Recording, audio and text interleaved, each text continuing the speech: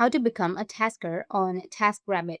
So if you want to become a tasker on Taskrabbit, then what you need to do is first you need to make sure that you have a stable internet connection. After that, open up your browser, any browser that you're comfortable with, and search for Taskrabbit and go with www.taskrabbit.com, which will take you to the official website.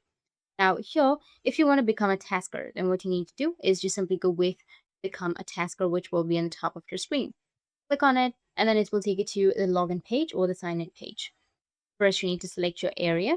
After selecting your area, you need to go with the help category or you need to choose a category. Like you'll have a lot of options right here.